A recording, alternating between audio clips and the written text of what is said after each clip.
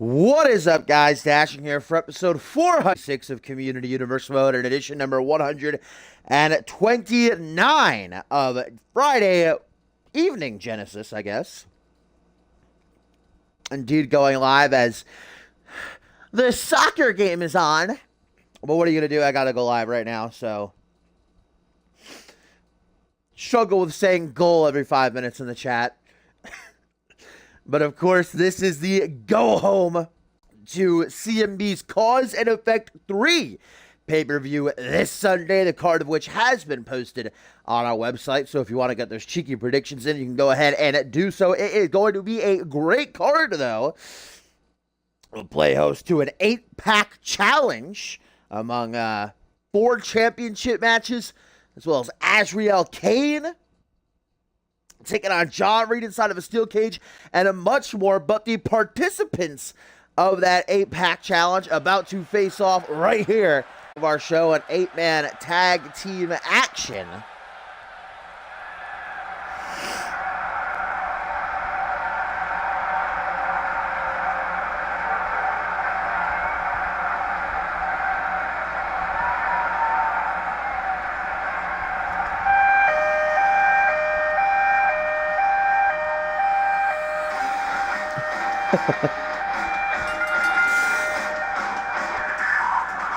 And out first, here comes the former CMV International Champion, No Fun Martini, who, in my opinion, has got to be a favorite to walk out of Cause and Effect 3 this Sunday and win that 8-pack challenge. Of course, the winner of the 8-pack challenge next month, the final stop before Ascendant 6 Purgatory, will get a shot at the Anarchy Championship, and whomever holds it, which gives them a pretty good chance to walk into Ascendant 6 as the champion.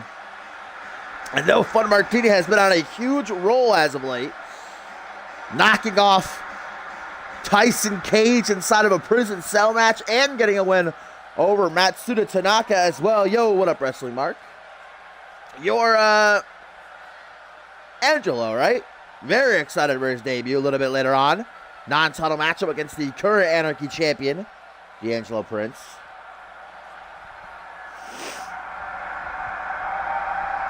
I would love No Fun Martini to walk out on the field during the cup right now. Stop kicking this ball around. Cease this frivolous activity. What up, Suntan? And here comes the hulking CMV veteran of the 7 deadly sins, Mark and Tell. Certainly No Fun Martini, I think, getting the better half of the 8-pack challenge. He's got both Mark and Tell and Yuri Sukanov on his team. What up, 702? We have a tweet, though, guys, from Adam Valentine, who says, Prince is the final obstacle to finally end the conspiracy, but I wouldn't let it pass Cass pumping him full of steroids. Hashtag justice for Valentine. Of course, Adam Valentine referring to the fact that he has been given one last opportunity by General Manager Castle Fave this Sunday at Cause and Effect. He will challenge D'Angelo Prince for the Anarchy title. Obviously, if he wins, he will become Anarchy champion, and Cass has promised to re-sign him to Genesis. However, if he loses, then he will be barred from Genesis for life. And Adam Valentine gave his word as a man that he will keep his word, his end of the deal. Now a tweet from, well, Angelo Babos, who I can't read because I don't speak Spanish, but sure he's saying something along the lines of he's excited to debut tonight. Hey, PJ, what up, my friend? Nice of you to drop in. Blessed for the host. Could use it while soccer's on right now. Ah, soccer. Bet that triggers a little bit, huh? Get you a little bit salty.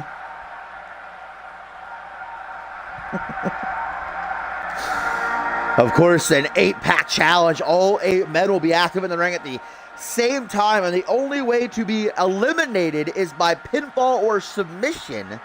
And here comes the Russian ogre Guri Sukhanov, former international and alpha world champion.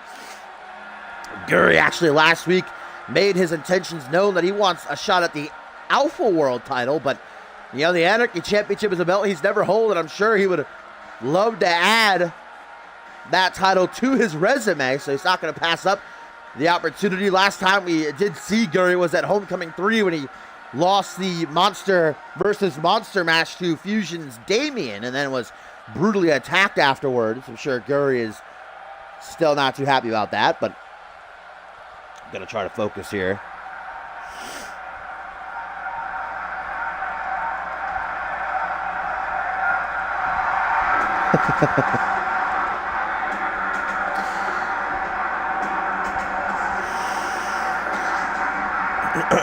Last but not least, for team number 1,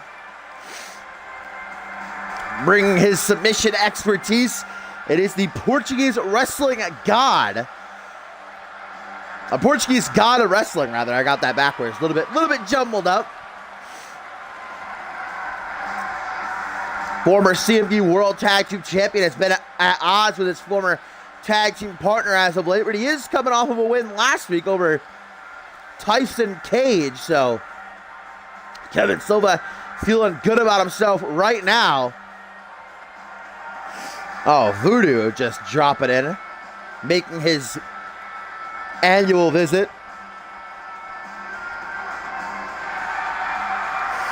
And here's a tweet, guys, from Josh Wolf, who says, "Britt, are you ready to teach Ortiz a lesson?"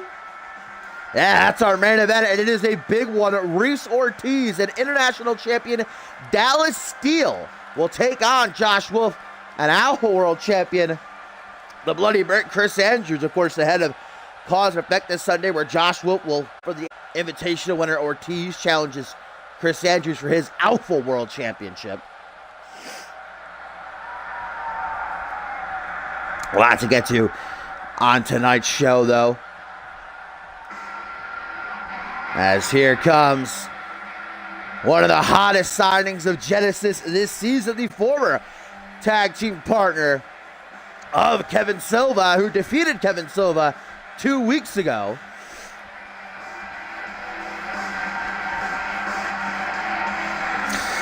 Right here, now, at this moment, here, today, this, right now, marks the beginning of the genesis of Swanson. Luke Swanson bringing his submission expertise to his team, and I definitely say that this second half has the agility and the striking aptitude.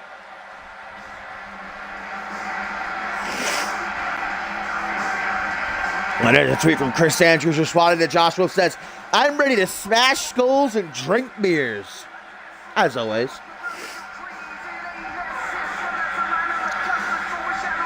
Definitely an interesting team.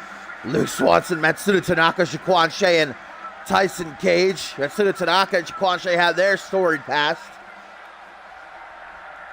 They're towards a common goal of securing momentum.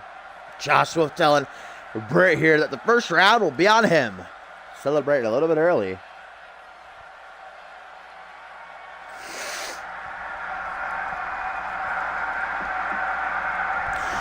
RJPW's own Matsuda Tanaka, a decorated champion in Japan, but he's hit a bit of a rough streak as of late. These past couple of months, fallen into a little bit of a pit that he's trying to dig himself out of, but has been having a tough time, loss after loss, after going unbeaten for the first, 4.5, 5 months of his CMV career. I think he's lost about 5 times in singles competition, and one of those times was to his partner here tonight, Shaquan Shea, and also No Fun Martini a few weeks ago, who's on the opposite team, of course.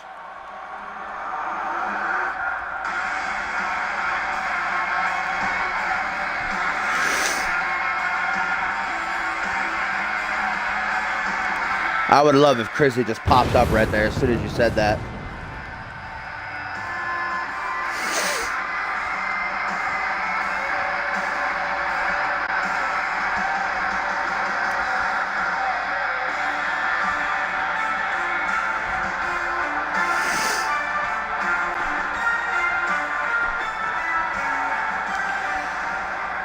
Matsuda Tanaka, 2.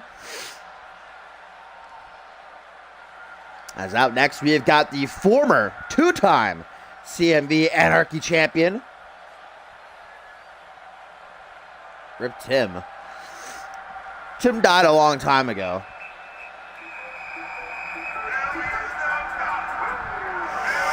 But indeed, Rip Tim. Press F to pay respect.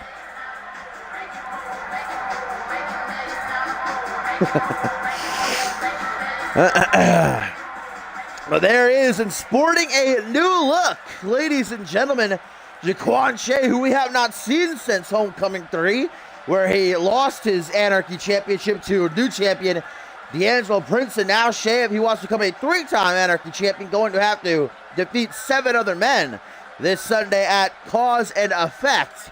But Shea, before losing to D'Angelo Prince at Homecoming 3, was unbeaten, was on a winning streak for near 2.5, 3 months.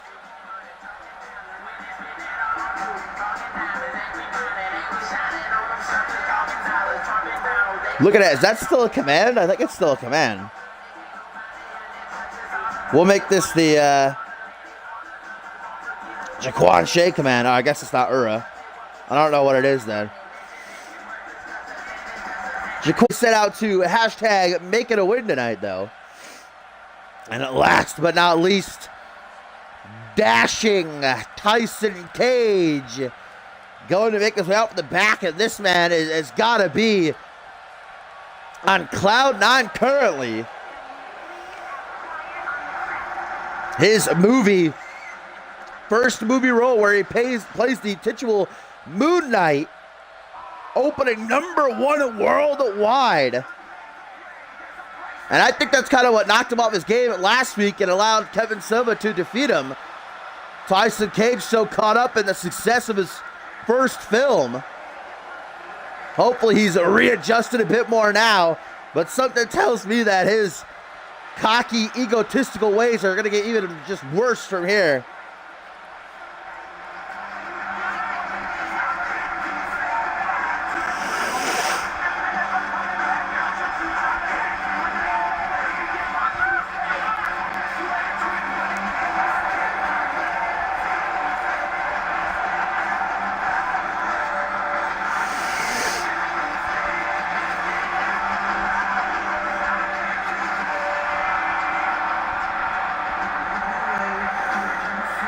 The former Fusion Tag Team Champion rounding out the 8 who will compete this Sunday at Cause and Effect 3. Live from the MGM Grand in Las Vegas, Nevada, and the 8-Pack Challenge with tonight. They split off. It is tag team action to get the show underway. And we're going to have No Fun Martini start things off against Luke Swanson. Former international champion goes right for the former world tag team champion. They just unload on each other. Throw it overhead, nice fireman's carry. That was great, like 15 minutes of entrances there. Loved it. Gave me enough time to get my points across. I love long entrances. Hook to the jaw, though. Martini from behind. Ooh, nice back suplex into a face buster. The party policeman up to the second turnbuckle now. Going to try to beckon Luke Swanson. Rise up to his feet. Nice clothesline. Nope, missed. Punch to the back of the head, though. A little bit off. The mixed martial artist taken down. No Fun Martini nicely there with a double leg. Yo, what up, Joey, my friend? Welcome, welcome. Thanks for dropping in as Swanson goes for a vertical suplex now on No Fun Martini. Up next, we have got John Reed in action as he will take on the returning Adam Scott, not to mention the debut of Angelo Babos tonight. Big debut opportunity as he'll take on Anarchy champ D'Angelo Prince. Here goes Marcantel off a hot tag, the CMV veteran, one of the OG big men, and just absolutely tearing Luke Swanson apart right now. Hey, what up, Dash? Haven't seen you in quite a few episodes. Nice dropkick, double boot to the chest, topples the big man, and now a tag to Matsuda Tanaka. The ultimate. Ooh, Nice reversal into a Pat Topper is a god. I mean, just look at this sexy arena, the Fusion Arena, all the posters. I mean, just wait till you see these dope Ascendance match cards. So they're pretty saucy. What is up, leader of the Z Nation, my friend? Don't believe I've ever seen you in here before, but welcome. His Guri Sukanov helps out his fellow giant, knocking Matsuda off the top rope. Didn't really affect him very much, though. You know, Guri Sukanov and Mercantile have a history, so interesting to see them work together. Actually, Bison is still around. He's on Fusion. Nice DDT by Mercantile to fire off. Grab by the back of the head. Matsuda Tanaka face first off the top turnbuckle again. And again. Good Lord, Mercantile knows exactly how to brutalize an opponent. I think that was 11 times there Matsuda got his face introduced to that top turnbuckle. And now Mercantile, obviously, Bison had a match like 3 weeks ago. He beat Perry Heenan. Remember that, Bateman? Ah. Why you gotta make me bring that up, soul? Ooh, goodbye Matsuda Tanaka. Eliminated from the Royal Rumble. Have a nice trip. See you next fall. X-Gen is still around also. They're not like an active stable or tag team, but Hayden, Quantum, and Paul Devine are all currently running around as we get an Irish whip back into the ring. Mercantile with a chop to the throat, a big boot right to the side of the head. Mercantile knows how to use the arena as a weapon. Taking his eye out the ball, though. Matsuda Tanaka makes a hot tag to Luke Swanson. What is up, Mr. Mexican America? Haven't seen you before either, my friend. A couple of new faces here tonight. What up, what up? Thanks for joining in as Luke Swanson tying together a nice combination. Looks for a hot tag to Guri, but stopped. Oh! Boama! By Mercantile into the pin, but Jaquan Shea doing a nice job distracting referee Perry White, giving Luke Swanson some time, which he utilizes to get out there.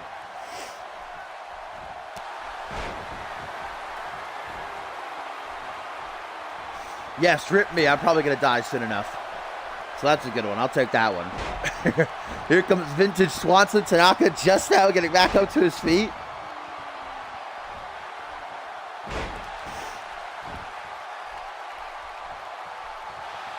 And wasting absolutely no time, Mercantile could be in a lot of trouble. Look at Kevin Silva, though, knows exactly what's coming. The former World Tag Team Champions know each other like the back of their hands. So Silva preemptively saving Mercantile there. Now tagged to Tyson Cage. Snapmare and a big boot by the former Fusion Tag Team Champion. Now bona fide movie star. As we get a Rings of Saturn applied here by Tyson Cage. Mercantile getting caught up in all types of submissions right now.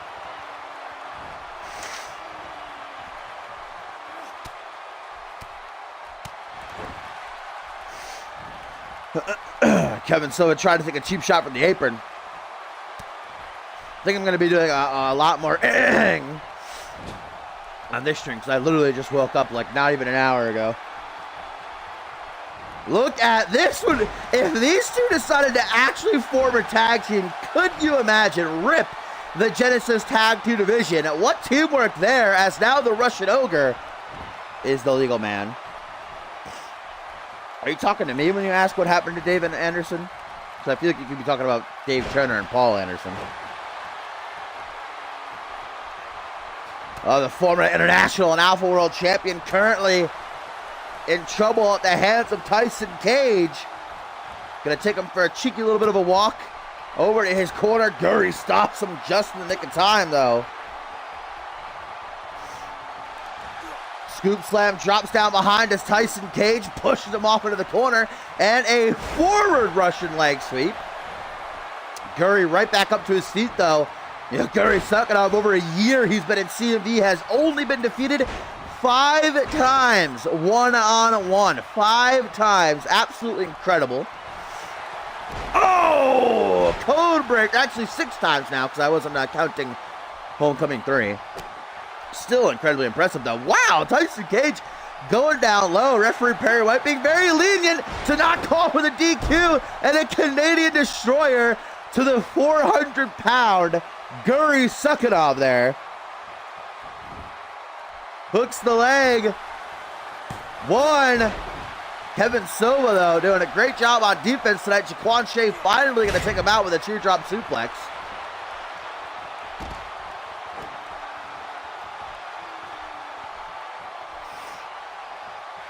But the rules!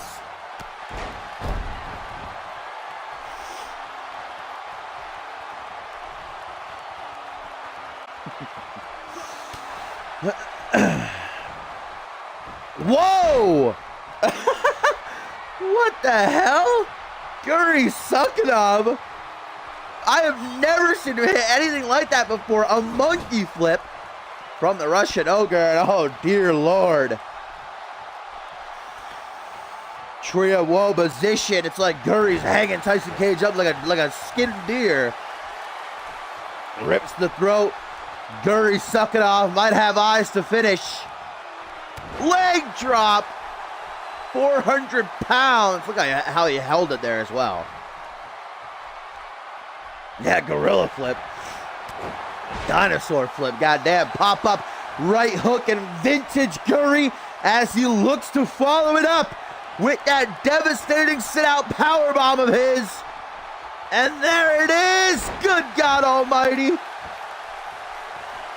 No way Tyson Cage survives that unless somebody can save him.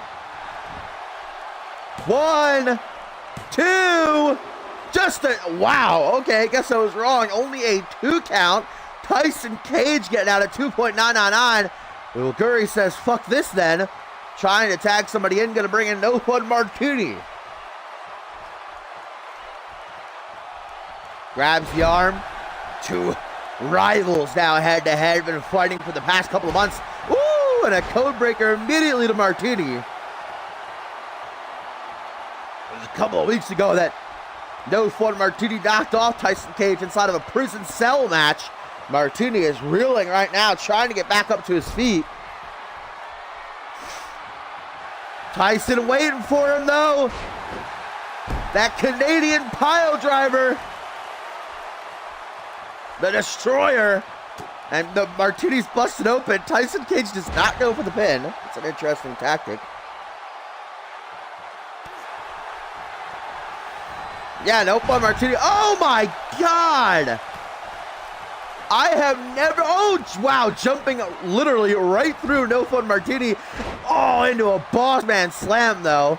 Well, that didn't turn out very well for Jaquan Shea, as now we've got the lifting reverse DDT from Martini. No time wasted by the party policeman.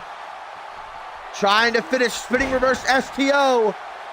Lays out Jaquan Shea. And that'll do it. Hooks the leg. Will it be a quick night for Shea? 1.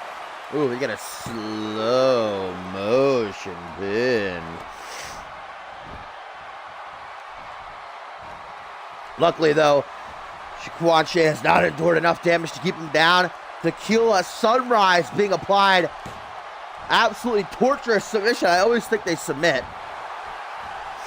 Shea, though, finds a way to escape. Can he try to build his way back up? No Fun Martini brings him closer to his corner. Trying to cut him off from making a tag to any of his teammates. Back-to-back kicks to the back. And Martini now possibly thinking of a tag, and to bring back in Mercantile. Former Anarchy champion. Got 2 former Anarchy champions in there right now. Jaquan Shea says, yep, maybe not my night. Gonna tag back in Matsuda Tanaka.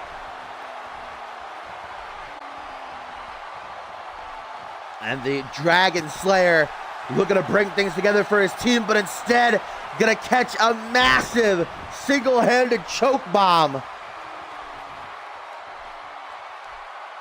I'll say this, No Fun Martini and his team these past couple minutes have been dominating.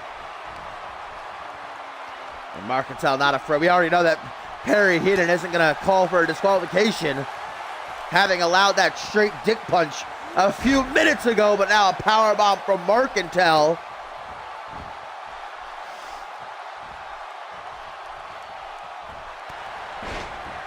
Yeah, definitely Team Giant. Now Matsuda tags in Swanson at the same time. A hot tag to No Fun Martini. Kevin Silva has not been legal yet in this matchup. He's getting agitated. Martini immediately flattens Luke Swanson, tries to follow through. Oh yeah? Kick to the midsection. Luke Swanson fires off. Butterfly suplex. Butterfly suplex. Into the butterfly face buster. Does he just sweeten your yams, Stumble? Does he butter your biscuit? Jawbreaker Martini might be down, but not out. Kick to the gut caught. Wow, what a counter by Martini. Might not like fun, but a hell of a competitor. Now a hot tag to Tyson Cage. Hot tags galore. No Fun Martini shuts that shit down real quick. Full Nelson reverse STO.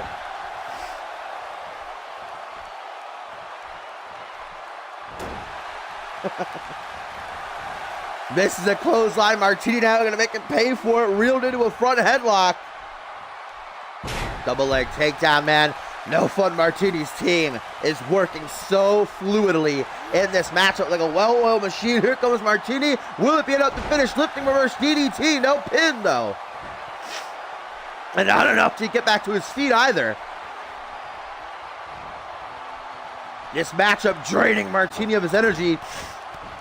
You know, these 8 men, obviously a win is a win, and they could use the momentum, but don't want to risk injury heading into Cause and Effect 8, where the real opportunity is on the line this Sunday at Cause and Effect 3. Spinning reverse STO. Tyson Cage is out. Will it be enough?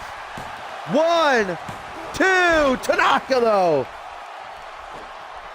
Mercantile, of all people that come and make the save there, Mercantile, the slowest one. Tries to make Tanaka pay with a clothesline. And goddamn, Martini out of the corner. Wow, Tanaka, GG. Look at Martini's like, you sons of bitches. I was completely paying attention to Mercantile Tanaka there. I did not see. What the fuck did Martini try for right there? both his legs just sitting through the air. Irish over to the corner. Wow, Tyson Cage is bleeding. Busted it wide open. Gushing blood there. An Irish whip catches him on the rebound with a calf kick. A flying nothing. Code breaker again to Martini. Tyson Cage making sure there's no rope breaks. Could this do it? 1, 2, 3. It does. Tyson Cage picks up the win for his team. A second code breaker to Martini does it.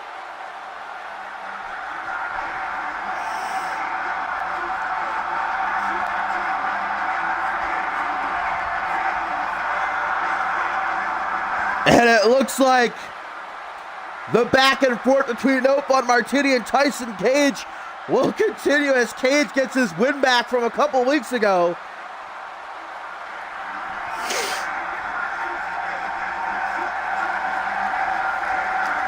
Well, we know that this Sunday, it's going to be every man for himself. Perhaps Mercantile during Sucking Out and Kevin Silva thought, we got to conserve our energy, you know? What a win for this team, but again, every man for himself this Sunday in the 8-pack challenge.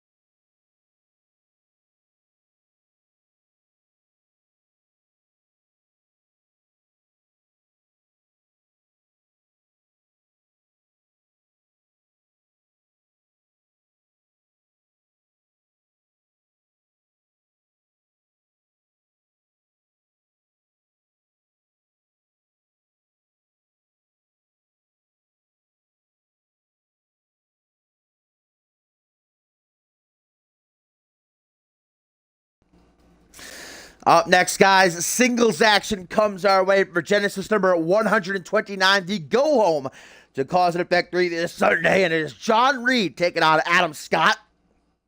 Adam Scott, who, of course, hasn't been in action in over a month, and now we know why after last week exposing to the world that his husband, Reese Ortiz, had cheated on him. That tape of Ortiz and Xander Slate's going into the shower together, and obviously it has rightfully put their marriage on the rocks.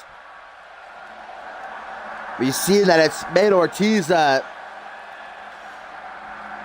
what's the word I'm looking for? It's knocked him off his game. He hasn't been the same. You know, we saw him break down and beg Adam Scott to give him another chance, but Adam Scott, with a red X over his heart, is a changed man, and I don't think that this marriage can be saved. And now Scott is just out for revenge, and we know that this Sunday at Cause and Effect 3, Scott has said he will be in the corner for Chris Andrews during the Alpha World title match.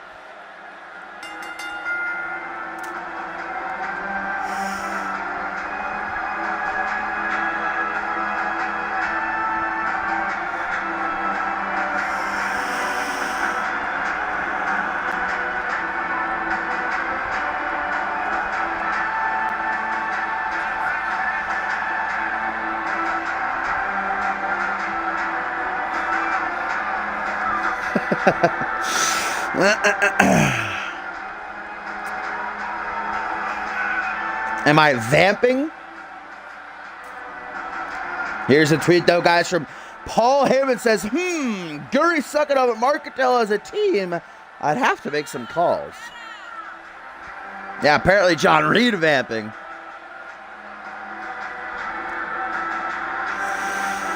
But Reed, of course, has his work cut out for him this Sunday, as he will be locked inside of a steel cage with Azrael Kane of the Forsaken. The war between the Forsaken and the Seven Deadly Sins reaching its boiling point at Cause and Effect 3. But tonight, Reed having to stay focused. Got that win last week alongside Reese Ortiz, handicapping Josh Wolf.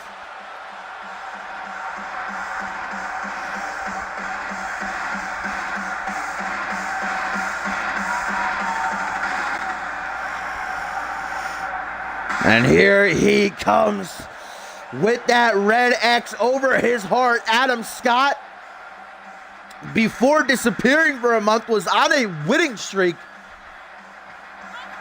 John Reed, the CMV veteran, would be wise not to underestimate Scott here, especially at the current state he's in. Going to be more dangerous than ever.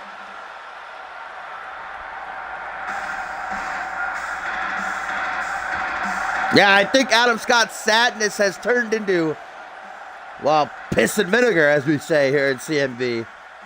I think it has turned to straight anger and a thirst for revenge at this point.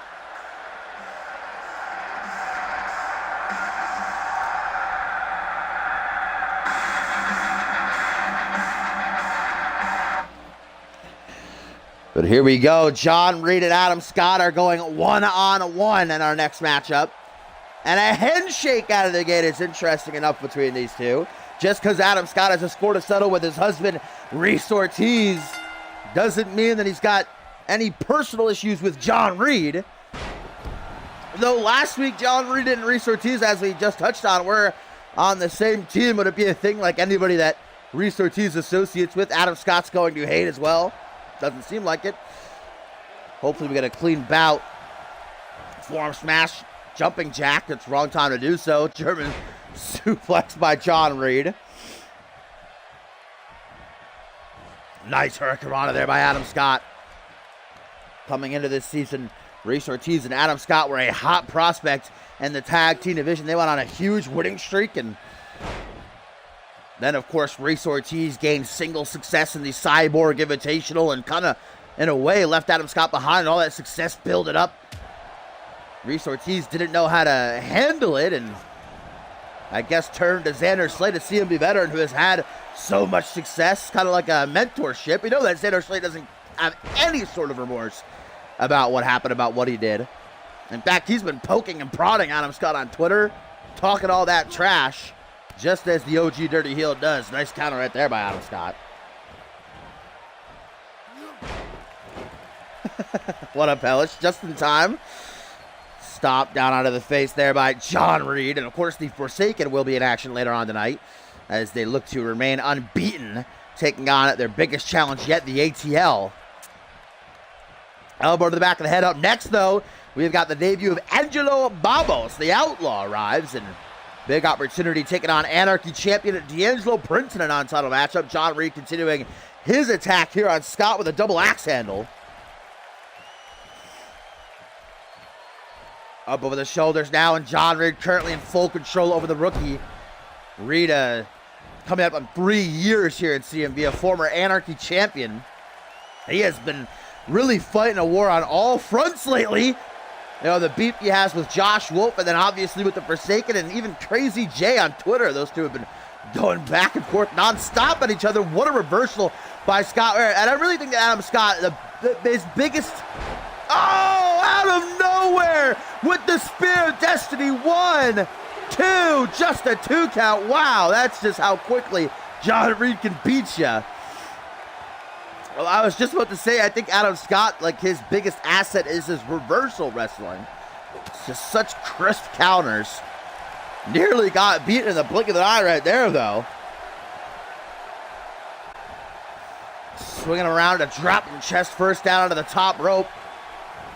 Gonna make it hard for him to breathe. Reed maintaining control. Adam Scott now dropped an electric chair. This is not going well for Adam Scott right now. Perhaps he should have taken a couple more weeks off after, you know, his marriage fell to pieces. You know, the big question that I feel like enough people aren't focusing on is who the hell put that tape, the videotape of Reese Ortiz going into the shower with Xander Slate in Adam Scott's locker. Nobody's claimed responsibility, and I'm super curious. Hopefully, time will tell as Adam Scott finally makes a key counter and gonna try to build his way back into this matchup. Backbreaker, neckbreaker combination.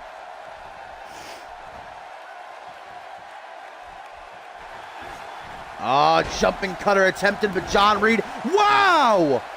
Woo-wee! That was beautiful. That kneeling lariat might just be the sexiest thing I have ever seen. Now Reed out of the corner, perhaps going to try to go for that O'Connor roll German suplex of his. Scott reverses, but not that stiff kick to the gut. And hooks the leg, does the fallen angel. 1, 2, just a 2 count. Now going to go to the head scissors. John Reed just throwing down them bows.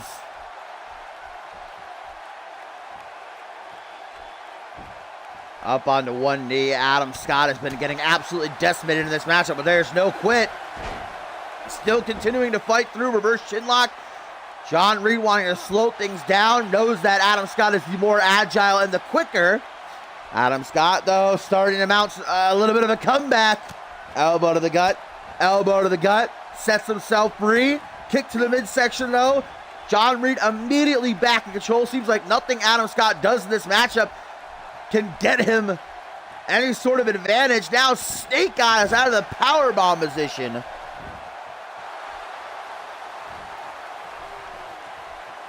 Well, whatever John Reed went for there in the corner, thwarted. Wow, Boogeyman Slam! I have not seen one of those yet in CMV. Directly into the pin goes John Reed. 1, 2, just a 2 count though.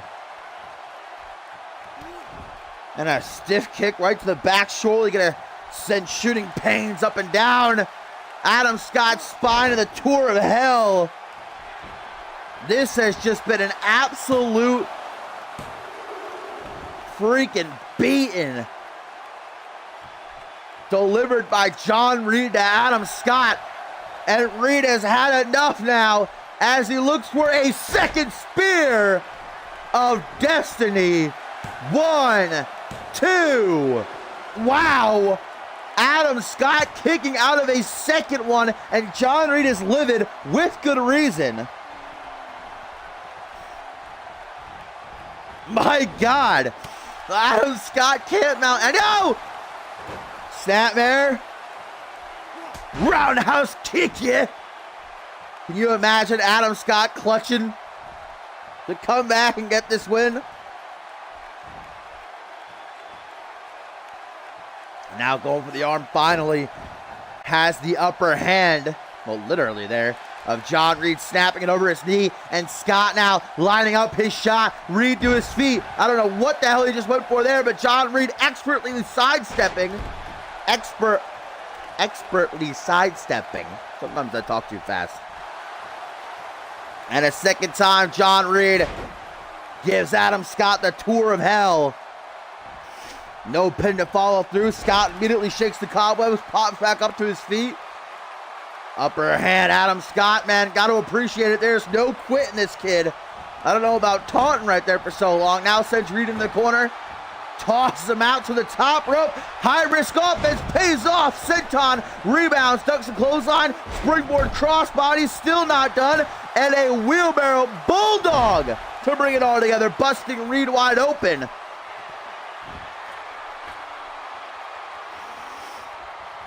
Let's out a mighty roar that echoes throughout the arena here for Friday Night Genesis. Episode number 129. The fans are on their feet. In the corner. And what is Adam Scott looking for here? Woo! Knife edge chop lighting up that chest of the 4th of July. And this matchup has completely shifted momentum. It is, oh! The third time has got to be the charm. 1, 2, 3. Are you fucking kidding me? How the fuck? Adam Scott kicks out of a third spear of destiny. No, no, no. The X across the heart. Adam Scott, without feeling, without remorse, to the top rope. Throwing caution to the wind. Oh, and a nice clothesline into the pin. 1, 2, 3. Adam Scott knocks off John Reed. Wow, what a comeback. What a win for Adam Scott. Absolutely incredible what we just witnessed. Adam Scott weathering the storm. John Reed literally beat the hell out of Adam Scott for a solid 10 minutes. 3 spears didn't keep Scott down. There was the first, here's the second. Wow. Yeah, that was a diving spear. I hope if we get a replay we can see it better, but it looked like a clothesline from the angle I was looking at it from. But it was a spear. A diving spear, and Scott is victorious. Wow. Scott better get his ribs checked, though. John Reed would have cracked every single one in his body.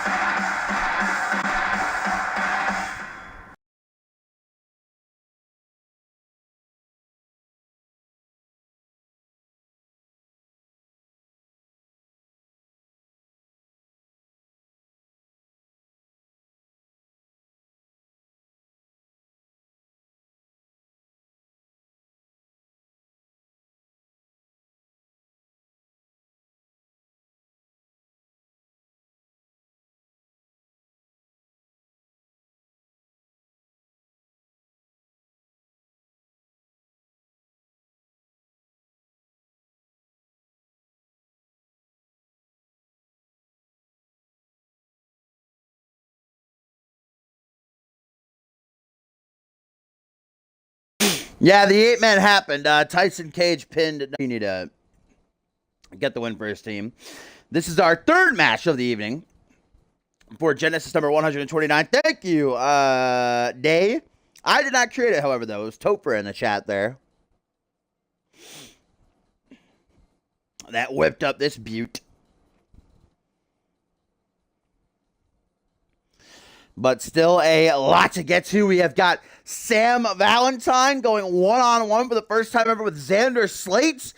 The Forsaken in tag team action as they take on the ATL. And not to mention that huge main event, Reese Ortiz and Dallas Steel team together. As they'll be taking on Josh Wolf and Chris Andrews. But first, we have got a debut coming your way.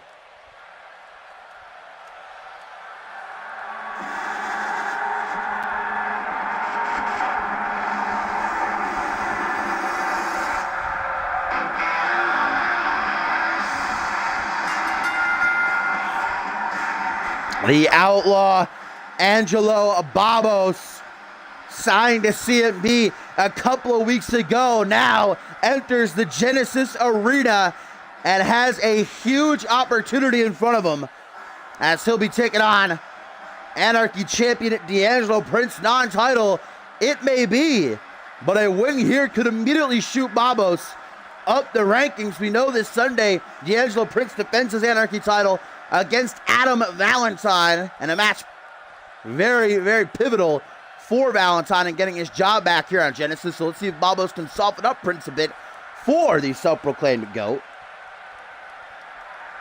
A very unique look indeed. Angelo Babos, who speaks very, very little English. And obviously decked from head to toe and a unique look all his own. Here comes the CMV Anarchy champion. Two-time now. First time we're seeing him since he won the belt at a Homecoming 3, defeating Shaquan Shea. D'Angelo eyeing up Babos as he slowly walks to the ring.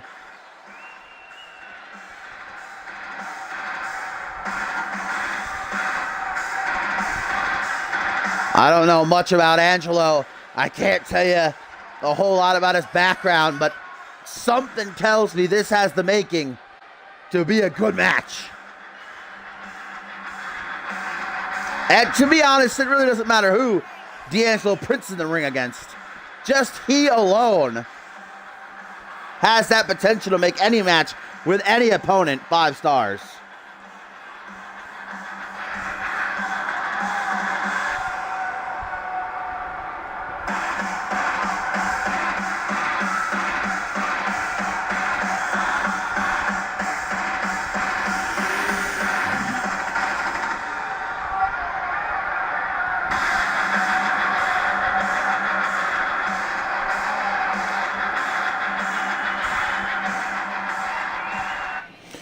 So here we go, non-title matchup with the debut of Angelo Babos.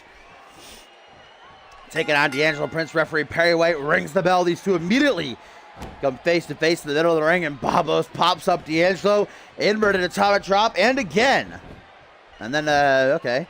a little bit overzealous as he tries for like a body splash of some kind, but completely misses.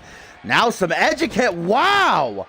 Educated feet of Babos immediately lighten up D'Angelo Prince. Prince quickly fights out of the corner, already knowing that he could be in trouble if he lets that keep up. Northern Light suplex. A flying nothing. Where's that flying nothing command? Irish whip. Angelo Babos goes off the ropes, rebounds, and the champ catches him with a stiff knee to the gut. Sucking the air right up out of the Outlaw. The Anarchy champion goes right back on the attack. Takedown, though, by Babos. Quickly recuperates and an elbow to the shoulder. Into the front headlock, Angelo Babos. Oh! Eat defeat. D'Angelo Prince gets lost in the woods there. Immediately rolling to the outside. You know, D'Angelo Prince is so well-rounded. But I think what's most dangerous is his ring awareness. And, you know, it's tough when you're Anarchy champion. You don't, oh my God. Angelo Babos, man. Just killing D'Angelo there. Stomping a mud hole in him. Now looks to walk it dry. Babos up to the second turnbuckle. Nice knee strike. Directly to the chest. When you're Anarchy champion, unlike every other champion in CMV, you do not have a champion's advantage because every defense is going to have, it's going to be under Anarchy rules, meaning no countouts and no disqualifications. Nice elbow drop and kip up.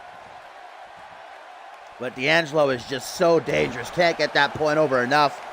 But so far, Angelo very, very impressive.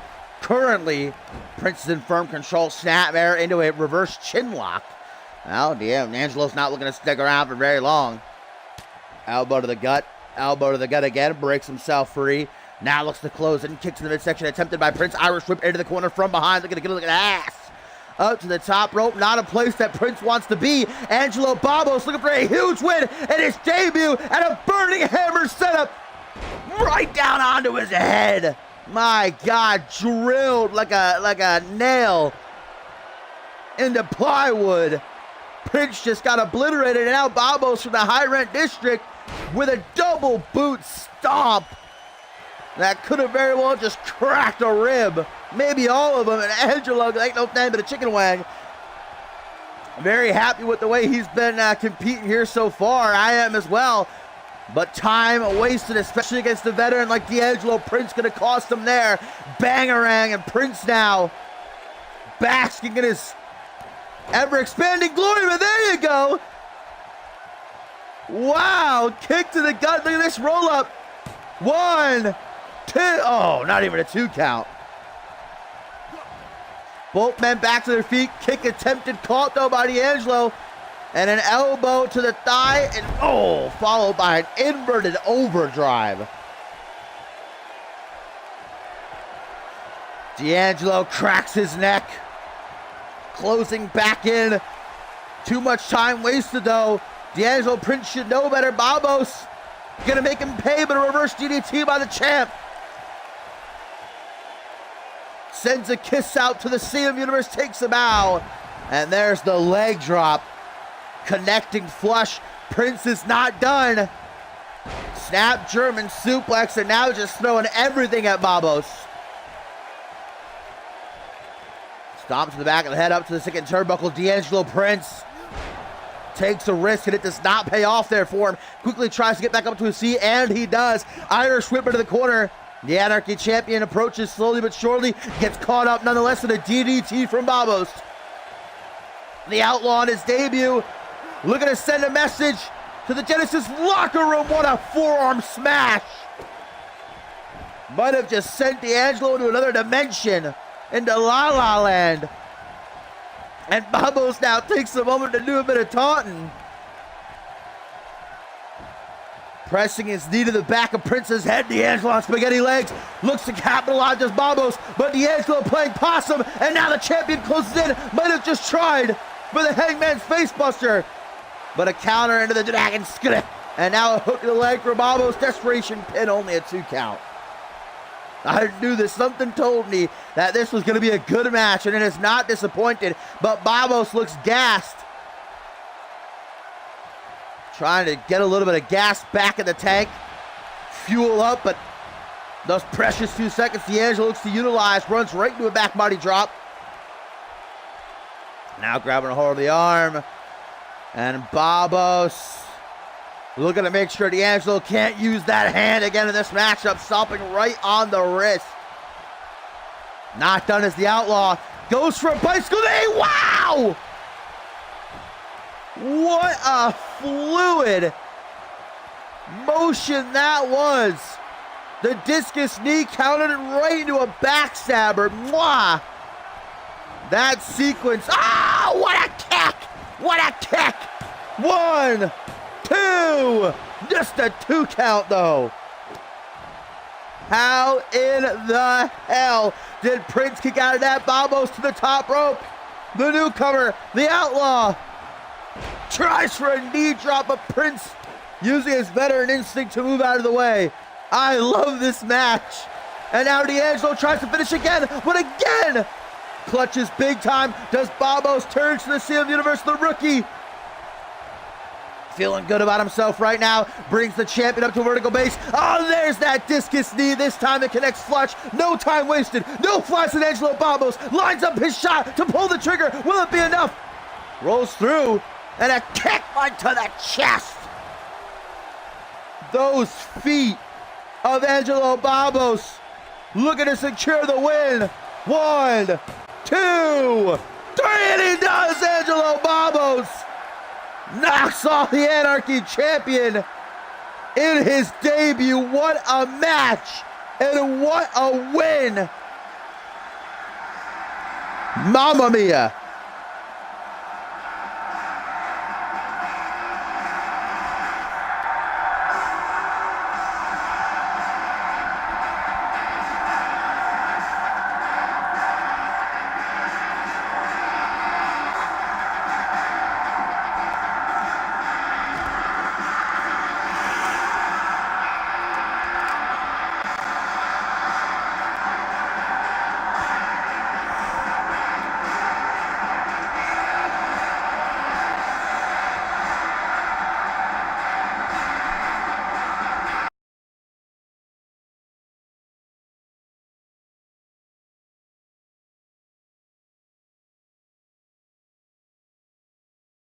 Sorry about that. I was getting a drink of water.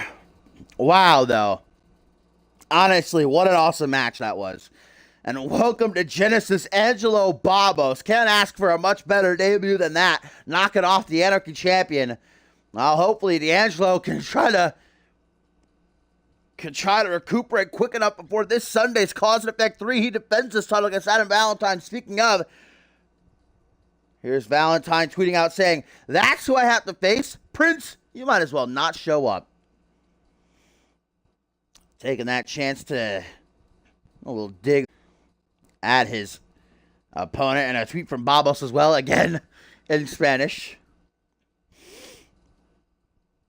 But up next, guys, a matchup that again could deliver a banger, as we have got a first time bout. Sam Valentine, the Dream, backed up by Reese Matthews, takes on Xander Slate with Randy Morton in his corner this Sunday. Of course, at Cause and Effect, Sam Valentine and Reese Matthews will challenge Xander Slate and Randy Morton for the CMV World Tag Team titles. This coming, of course, when Reese Matthews got the tag team title shot off the Cyborg Invitational.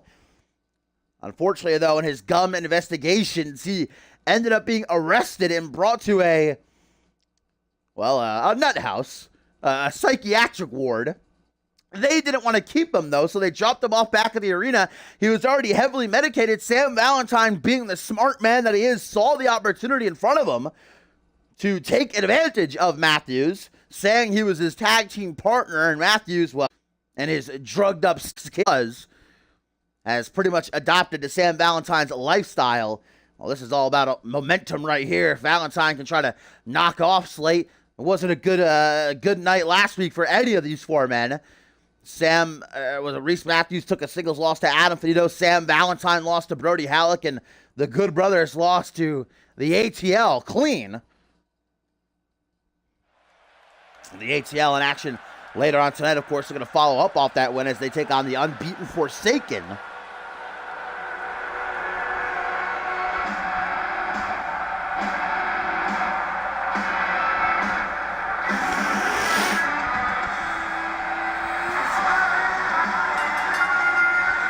The Dream.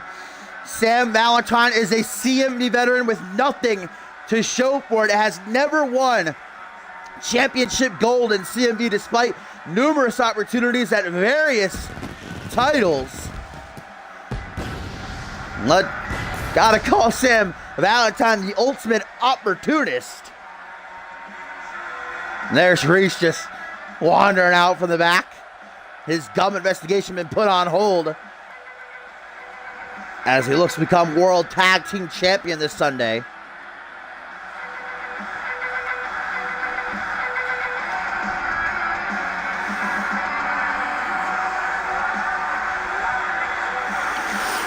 Now, Sam Valentine first started off in CMV as a part of a tag team way back when, the Bromancers with Flint's Romance.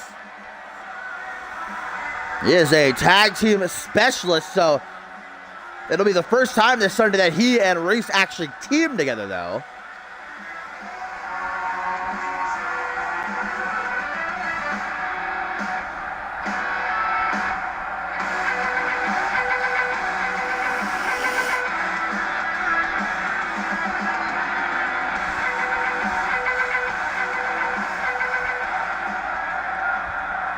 On top, on his face, the arrival of the CMV World Tag Team Champions, the Tag Team of the Year, the Good Brothers, baby. Xander Slate and Randy Borton. It is Slate who will be in action in this matchup. Borton supporting him ringside.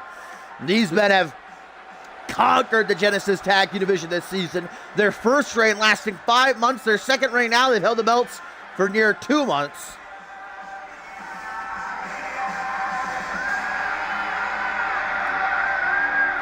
And they are not looking to allow their former good brother Reese Matthews or the Dream to take those belts off them.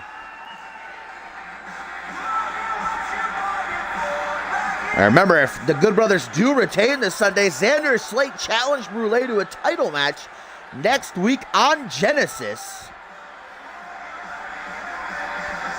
Of course, that's only if they can retain, and I won't take anything away from Valentine or Matthews, both spectacular singles competitors. Together, I can only imagine they will be gold, but singles match coming here. Valentine Slate, referee Perry White rings the bell. First time ever we are getting these two in the ring together. Single knee gutbuster by Xander right out of the gate.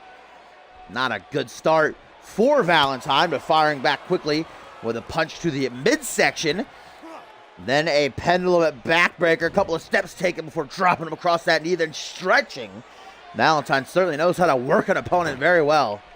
And a tweet, guys, from D'Angelo Prince says, Adam watching is one thing. At cause and effect, you will not only bow down, you will be banished from this kingdom of Valentine. Mocking Xander Slate there. And, well, Yoji Dirty Hill, not a big fan of that. Luthez press, followed by some cracks to the jaw.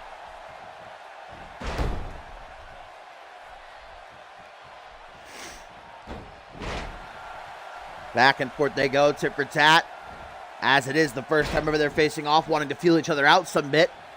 Full Nelson slam by the Show, gets a punch to the midsection. The former undisputed champion, Reese Matthews, kind of looking like he doesn't really know where he is ringside. Is he still drugged up? Because I feel like it's been like 2 weeks. Is Sam Valentine continuing to drug him, or is Reese Matthews just actually going along with this now? I don't know. I have no idea what's going on. I don't really even know if I want to know. Get mixed up in that. Sam Valentine with knee to the gut tries to follow up with a scoop slam, but a stop to the quad by Xander and a hell of a spine buster into the pin. No, not even, that was a rope right there. Luckily enough, and Sam Valentine tries to roll out of the ring, but Xander Slate catches him just in the nick of time. And here's Slate, a brawler through and through, mounting Sam Valentine and just unloading. Sam gets a quick breather, running right back into the ring. Keep your eye on Reese Matthews there, guys, momentarily. Snap power slam by Sam. Reese throws in his steel chair. Referee Perry White has not seen it. Some chemistry there between Matthews and Valentine. The question is, can Valentine actually make it to the chair? Before referee Perry White notices it, which he still has not.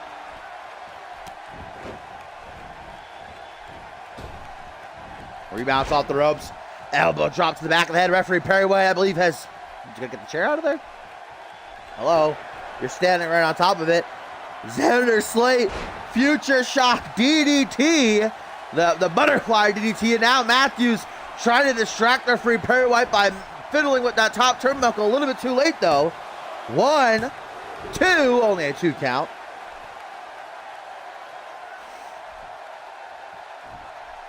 Oh, but look at this. Now Matthews certainly doing his job ringside, distracting Xander. Should know better than that. Oh, but maybe it was a trap by Xander. A trap within a trap. Breaks the master lock, elbow to the side head, and a clean slate. 1, 2, 3, and just like that, the OG Dirty Heel disposes of the Dream. And the champions pick up the momentum heading into the title match this Sunday at Cause and Effect 3. Reese Matthews tried desperately to do all he could at ringside, but Valentine failing to capitalize.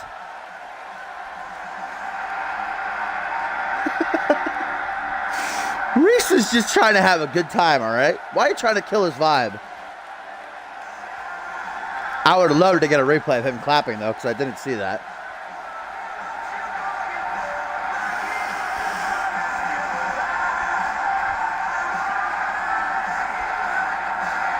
Reese Matthews and Sam Valentine trying to out-dirty Xander Slate. Well, there it was. Bam! Oh, we're going to get it? Ah. The clean slate does Valentine in.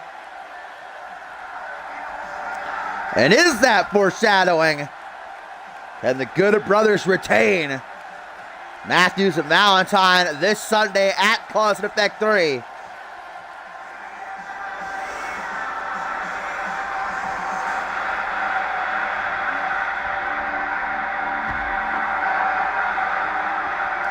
We are the omen in the sky.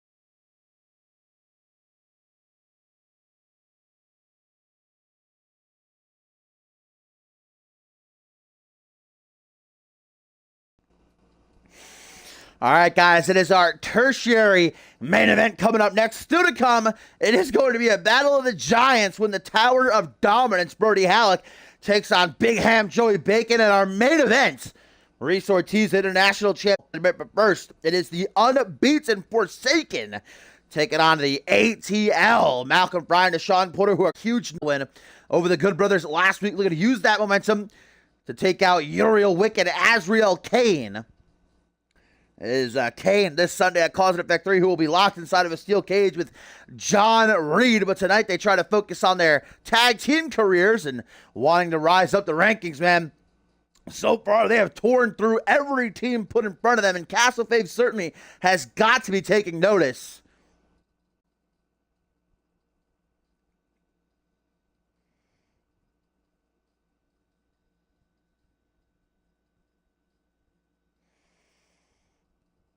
Yo, what up, Luke?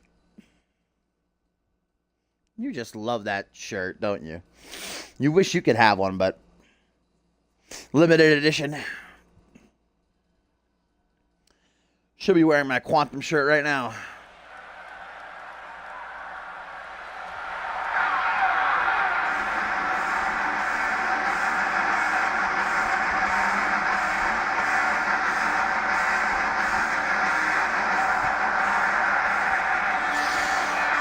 The Forsaken, in a short amount of time, have been ultra impressive. Remind me of Webb, who came into CMV and just destroyed everything in their path. That's exactly what the Forsaken have been doing.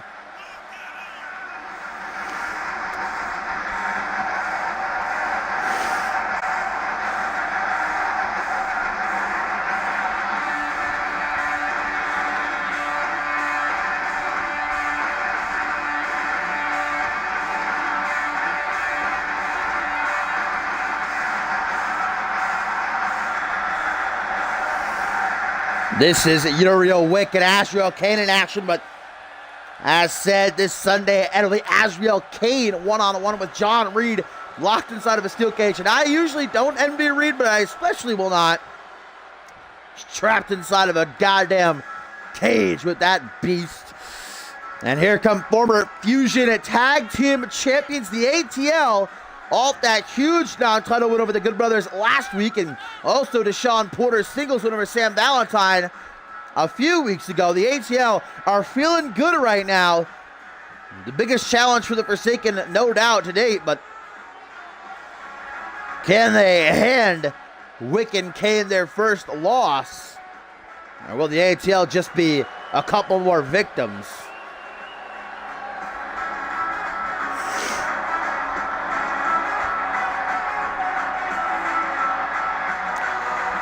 Oh, we are about to find out. Here we go. Uriel Wick starts things off with Malcolm Fry. The ATL, man, probably one of the most impressive tag teams of this season, burst onto the scene. Fusion, when they first debuted, winning the tag team titles and defeating the team of Jacob Ziegler, and hated to do so. No easy feat. Well, not a nice start here for Malcolm Fry. Snap. Dragon suplex, and quickly brings Fry back up to his feet afterwards. Kick to the midsection. Caught, though, with an elbow to the thigh. Now looks like a vertical suplex incoming by Malcolm. The ATL, not to be underestimated, came to Genesis for a new beginning. You know, they challenged the Good Brothers actually last month for the World Tag Team titles, took them to the limit, but weren't able to get the job done there. They proved last week that they can if given one more chance. And maybe knocking off the Forsaken right here is exactly what they need to become #1 contenders. We know that if the Good Brothers retain this Sunday against Matthews and Valentine, that Brule will challenge them next Friday, but the next episode of Genesis. But if Matthews and Valentine win the championships, then they'll need challengers. And look at that! I have not seen that new animation of the Air Raid Sauter neckbreaker. That was gorgeous. Right down onto the knee. I think I heard the crack of Malcolm's neck from over here behind my announce table. Snap German suplex now by Wick, and Malcolm Fry's in all sorts of trouble. Lines up the shot. Kick to the gut. Oh, right across the chest, near to the side of the head, and digs the knee again. Right into the temple. Good night, Malcolm Fry. Hooks the leg. Will it be enough to do it? One. No, Deshaun Porter knows his partner well. Able to come in and make the save. Oh, now Uriel Wick to the apron. Slingshot senton. Well, definitely right now, Malcolm Fry has got to look to make a tag to Deshaun Porter. If that'll do any good at all. Gonna try to mount a comeback himself. So many people have that knee combination. So many people. As either Sigger or Finn. You know, CMV's just Kick City, man. Kicks the knees. Might as well rebrand it as MMA. Clothesline there by Malcolm Fry. And again, and a third time. Uriel Wick now looks for refuge in the corner. And look how smart. Astro Kane tags in. And now here comes this hulking brute. Irish whipper to the corner. And wow, okay. Gonna use his own partner as a weapon. Hey, you gotta do what you gotta do to get the job done. I'm sure Uriel Wick doesn't mind. Good Lord. The Forsaken. Brutalizing the ATL. Malcolm Fry is getting torn to pieces. And Astro Kane now with a choke bomb. Sit out choke bomb.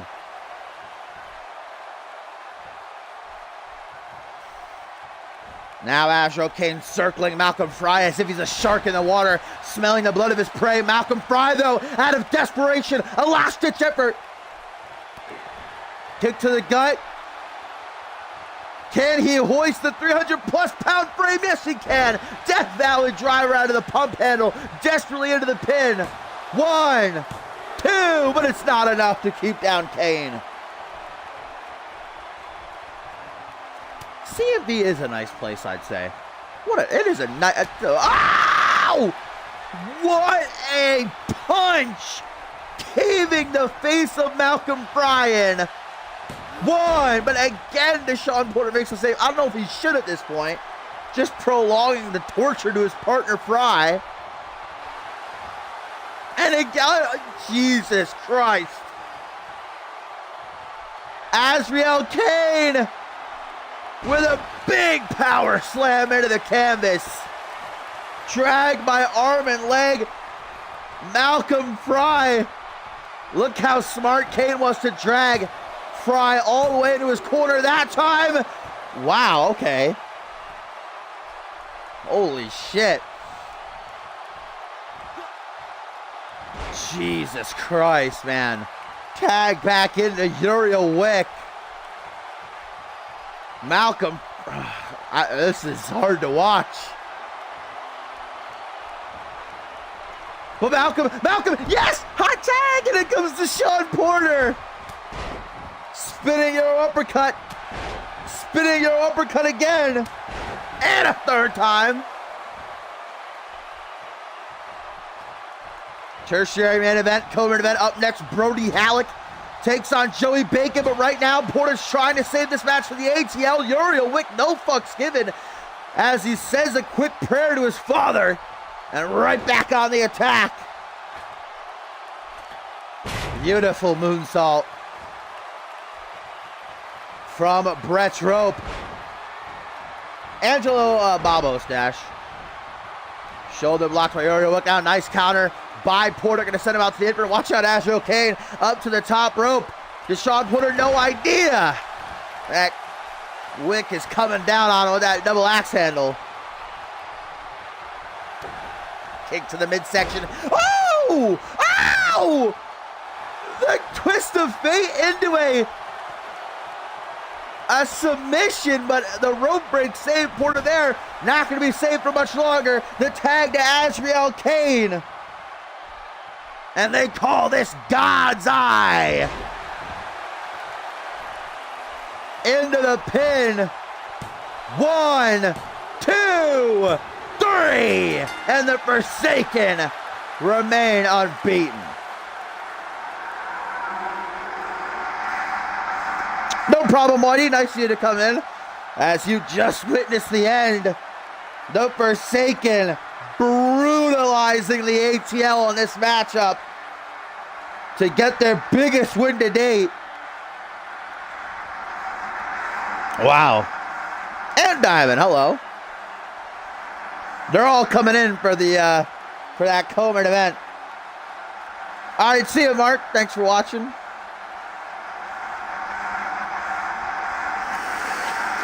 Well, the ATL, I'm sure they were pretty hyped after their win over the Good Brothers last week.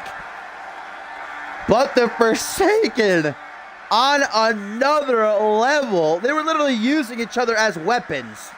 These two guys, man. Good Lord. God save the Genesis Tag Team Division.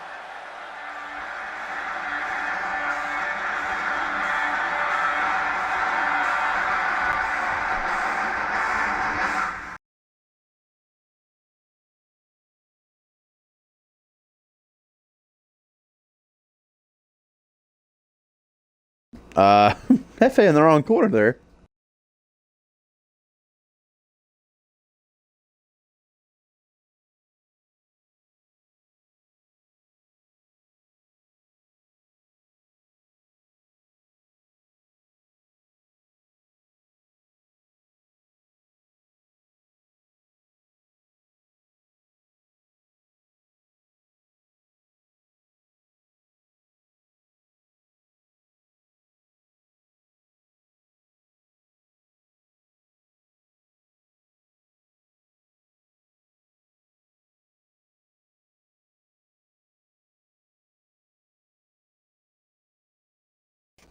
Yeah, the co-main event.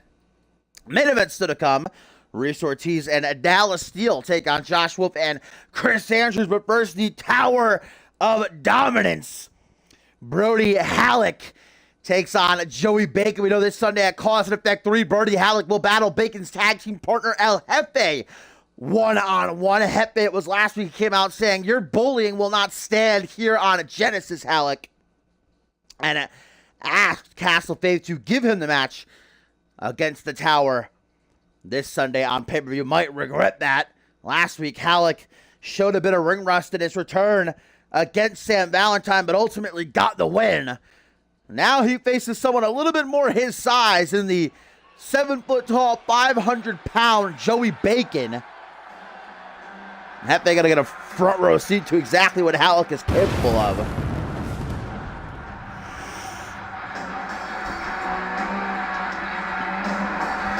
It's not a mistake. I put Hefe in Bacon's corner, so I don't know what the game's doing.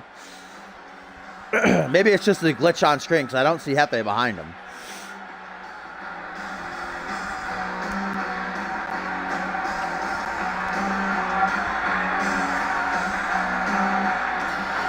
Brody Halleck, the towering inferno, a force to be reckoned with on Unmatched.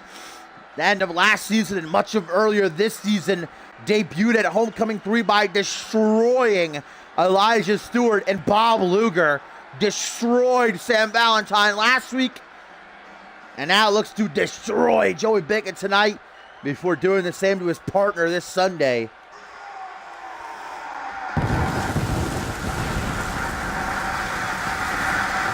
But I think that's easier said than done within the ring.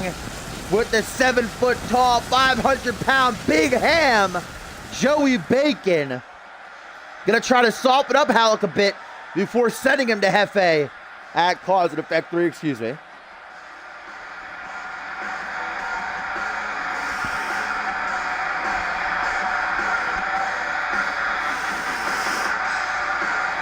You know what he screams at the beginning? Burger! Yeah, Joey Bacon is always hungry, but on the menu tonight is Brody Halleck's head. I still gotta give Joey Bacon props for how much in shape he is compared to last season. He was severely overweight. Now he's actually fucking, I mean, he's still a thick boy, but he is jacked.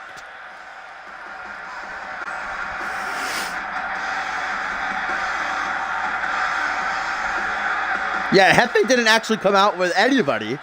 Hefe was supposed to be ringside for this matchup, but he is not out here at all. Maybe just running a little bit late. He had to go and special order Bacon some new pants or something. But here we go. The action in ring, the Tower of Dominance. Brody Halleck versus Big Ham Joey Bacon. Yeah, Hefe's not out here, even though he was on screen and scheduled to appear, and immediately Bacon gets fucking planted with a big boot to the face. Oh yeah, that's an interesting idea. Do you think Halleck did something to Hefe? That's interesting. Hefe was scheduled to be out here in Bacon's corner, guys. He's nowhere to be seen. Maybe I could try to call somebody backstage and see if they know where he is. Do you think Halleck might have pulled something? Oh, that's dangerous thinking. All right, I'll try to focus in the ring because now I'm worried about El Jefe, but Brody Halleck just treating Bacon like he's not 7 foot tall, 500 pounds. Immediately whooping him out of the gate. Another big boot. Have you ever seen Joey Bacon go flying back like that? Because I haven't. I think it was impossible how you could just send 500 pounds into a backflip. Yeah, maybe hopefully it is something innocent, like Hefe just fell asleep or didn't hear the match was starting, something like that. That's what we can hope for. Oh my God. Boston Crab attempted to apply it, but luckily Bacon gets a rope break. Irish Whipper to the corner. Forearm smash, guys, and I contacted backstage, and breaking news, El Jefe has been found unconscious backstage. Medics are treating him. No word on exactly what happened. I don't think there's any security cameras in that area. Maybe we can try to get an eyewitness report, but I don't think we really have to. I mean, it's pretty obvious what happened. Brody Halleck decided to bring Cause and Effect 3 a little bit early and attack El Jefe backstage. It doesn't sound like it's too severe. The medic's trying to help Jefe out right now as Bacon mounts a comeback to the Tower of Dominance. Irish Whip to the corner, big splash. Now off the ropes and a cross body. Gonna make it hard for Halleck to breathe with every rib in his body broken, shattered to pieces. Oh no, but Halleck realizing that it's enough playing around, but counters this Bacon, reversing the backpack stunner, the patented Halleck maneuver. And Bacon now bullying Halleck as Halleck bullies all others. Can you slip on gum? I don't think it's possible to slip on gum. Fireman's carry overhead. Hoping that Hefe's okay. Trying to stay focused on this matchup. I don't think Bacon is aware of what happened to Hefe. You know, it's never smart to point fingers because there's no evidence that it was Halleck. I mean, strong inkling that it was, but we've had inklings like that before in CMV, and it turned out to be completely somebody else. But knowing Halleck, I think it's a safe bet that it was him. Another big punch to the gut, dude. Joey Bacon being treated like a goddamn cruiserweight. Oh, yes, vintage Bacon. I love it. I love that fucking move. Pretends to taunt, and then the cheeky jab as Halleck closes in. It's my absolute favorite.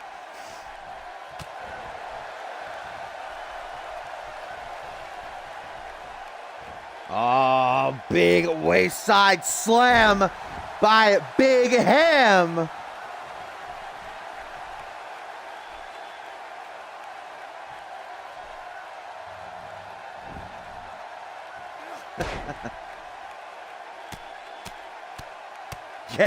Get Reese Matthews on the case. Reese Matthews and Tyson Cage. No. Joey Bacon. We haven't seen this in a while. Turns his back to the ref. Perry White doesn't see it. The food coloring spat into the palm. And Halleck gets it rubbed in his eyes, his nose, his mouth. The STO now. Into the pin. 1, 2. Just a 2 count though. We know Halleck can be beaten. He was numerous times at the end of his unmatched run. But this seems like a revitalized Halleck after taking some months off and then coming over to this side of CMV at Homecoming 3 and what he did to Stewart and Luger. Look at Bacon.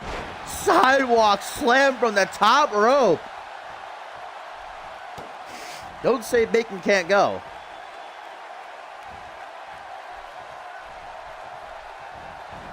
What is up, Huddle, my friend? Thank you very much. Oh! Big splash. And Bacon! The Dragon Sleeper being applied to Brody Halleck. Holy shit. Maybe Joey Bacon did hear me talk about what happened to Hefe. There we go. Nice escape by the Tower of Dominance.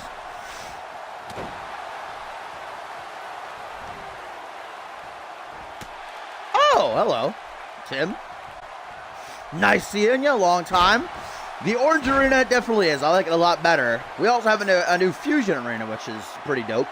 Made, of course, by Topher, as Halleck again looks for a full Boston Crab, but rope break, getting really lucky for making it this match.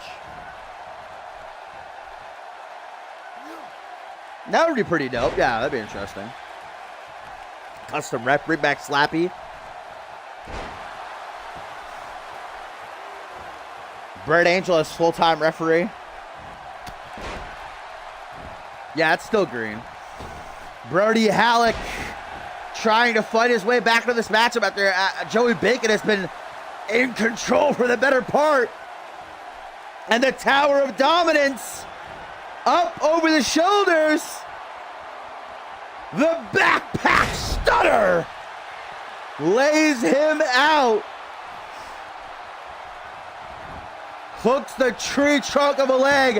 1, 2, 3. Okay. Halleck can't believe it. Yeah, it's actually funny. Voodoo was in here earlier, and he said, "Rip Tim." You must have felt something deep down inside. An inkling, the calling to return. and find out what happened. But Joey Bacon, guys, what the fuck? Well, that's the best glitch we've had in a while. What the hell happened there? Stevie Wizard out here pulling some tricks on Genesis. What the hell was that? Brody Halleck, look at Halleck! My God, this modified abdominal stretch. Bacon trying to pull off some bows to the thigh, giving Halleck a bit of a Charlie horse to set free. Grabbed by the head and slammed back into the mat. Just a 1 count though. Battle between these two giants waging on as El Jefe gets checked on by the medical crew backstage following an attack from a mystery man. One has to imagine it was Halleck. Oh, but Halleck with 500 pounds over his shoulders. There it is the second time. And is there a way Big Ham can kick out again? Halleck wasted precious seconds, making sure there's no rope breaks now. 1, 2, 3, and Brody Halleck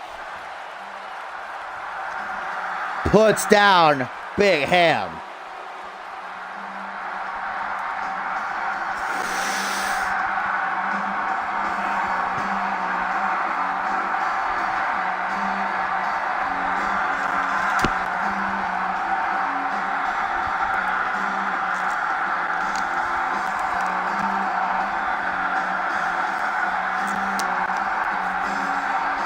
Credit where credit is due. I thought this match was a lot better than I thought it was going to be. And we're going to get a replay of the glitch. Mwah, beautiful. Stevie Wizard casted a spell. Brody Halleck celebrates another victory. Hefe from the back. So I guess it was Halleck. Brody floored by a clothesline at the hands of the Ariba Man. Hefe not staying down for long, escaping the medical crew, now rushes the ring. Looking to get immediate payback towards the Tower of Dominance. El Jefe being the hell out of Brody. Oh, Irish whip into the corner, but a back elbow by Brody knows what's coming, and Halleck looks for his chokeslam, his patented chokeslam, but Hefe tries to get in the corner. Halleck again with a knee to the gut. Hefe, though, is injured in this fight. The corner a third time, and will it be a charm? Running Bulldog. Cause and Effect 3 coming early. It's just 2 days away this Sunday. But right now, another Bulldog. Yeah, referee Perry White ringside trying desperately to get some sort of control. And now security finally pouring from the back along with the medical crew to separate these two before it gets any worse. And John pouring into the ring, making sure this fight does not continue.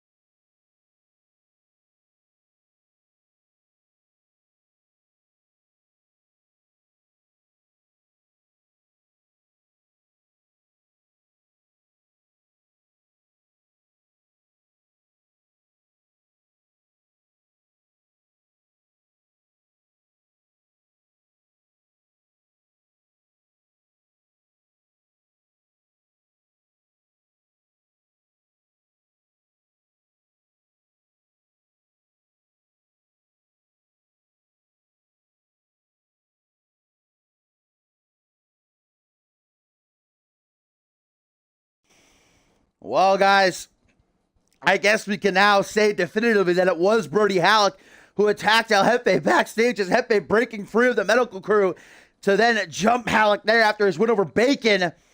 Separated now, but it gets settled this Sunday at Cause and Effect 3. We still have our main event on Genesis number 129, and it is a big one. as Reese Ortiz and international champion Dallas Steele takes on Josh Wolf and Alpha World champion Chris Andrews. And it seems as though Adam Scott will be joining us ringside. A prelude, of course, what's to come this Sunday, where Reese Ortiz battles Chris Andrews for the Alpha World title. That will be in the corner there.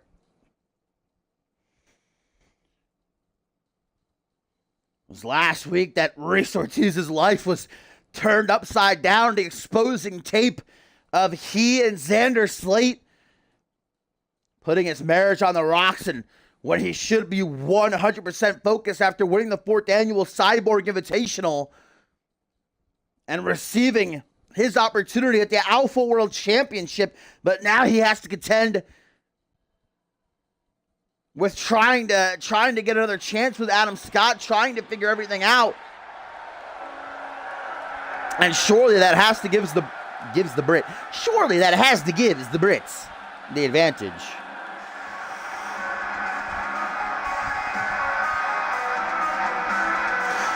And here he comes, the upstart. One of the quickest rising stars in CMV history, trying to put on a face as if he's not hurt. But surely, deep down inside, Ortiz is in pieces. We saw Adam Scott earlier tonight knock off John Reed in impressive fashion with the red X over his heart. The passion, the heartbreak is fueling him. This Sunday at Cause and Effect 3. These two matches coming together as one tonight, but it'll be Josh Wolf challenge Steele for the International Championship, and a huge opportunity for Wolf, though he obviously wants the Alpha World title, has to settle for the International Championship, but nothing is very prestigious belt. Who is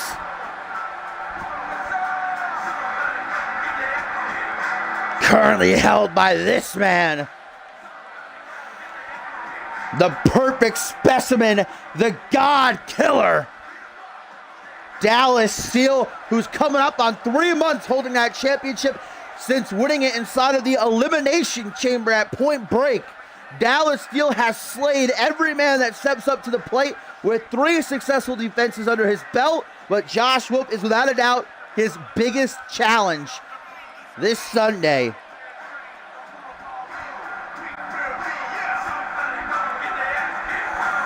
With only 3 singles losses and his 6-month career here in CMV.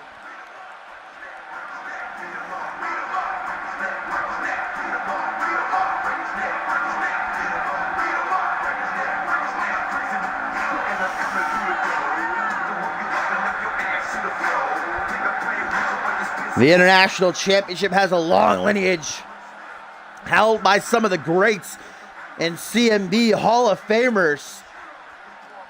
And Dallas Steele has certainly added to the championship in his tenure of holding it. What an impressive champion. Can Josh Wolf topple the God Killer? Can he kill the God Killer?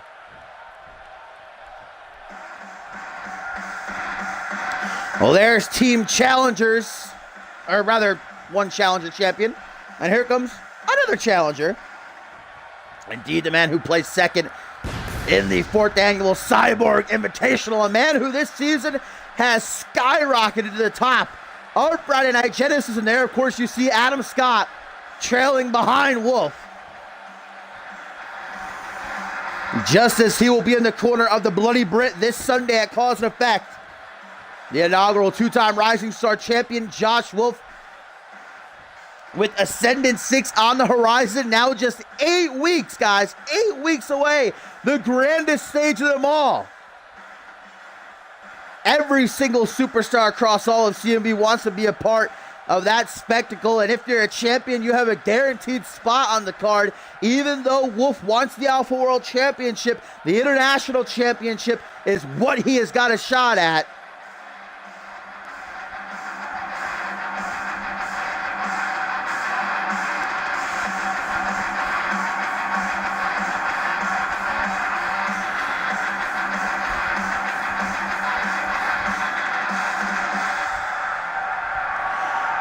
And of course, lastly, the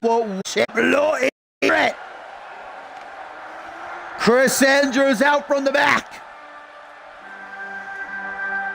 The Brit faces an unknown this Sunday at Cause and Effect 3 in what will be his fourth defense of the Alpha World Championship against Reese Ortiz, but it's not a total dark horse because Andrews and Ortiz actually did face off last month in a non-title match, and Britt did knock off Ortiz then.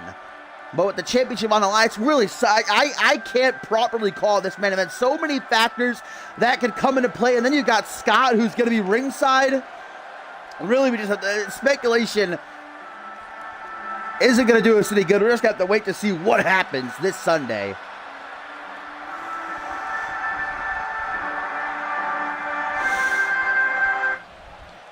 Well, the Brit, of course, same as Dallas Steele, won that Alpha World Championship back at Point Break inside of the Elimination Chamber. Of course, probably one of the spots of the year, jumping off the top of the pod to eliminate Rey Furioso, who is in with him last in order to win the title. So near 3 months and 3 successful defenses. He retained against John Reed back at Wildcard, a triple threat against Bob Luger and Gary Sukhanov at Absolution, and of course that homecoming 3 against Royal Rumble winner El Jefe. So Chris Andrews is closing in on tying Bob Luger's record.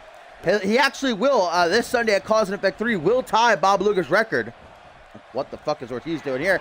See Adam Scott ringside just scrambling his brains. Finally finds his way to the top rope, though, as he's in the ring with the man. Oh! What a counter by Wolf into a power slam. It was looking like Ortiz was actually trying for a top rope spear, which is, of course, what Adam Scott knocked off John Reed with earlier tonight. I was going to say, as we get a tag to Chris Andrews, this Sunday at Cause and Effect 3, Britt will officially tie with Bob Luger for longest reigning Alpha World Champion of all time. So if he can retain against Reese Ortiz, he will then break it come next week's Genesis. And of course, Bob Luger had 3 successful defenses as as Alpha World Champion. So if Britt retains, he'll also set the record for most defenses at 4. And Britt already holds the record as Anarchy Champion for most defenses. Just trying to take up that record book. Big splash after eating a lawn dart. Now into the pin. Not even a 1 count, though.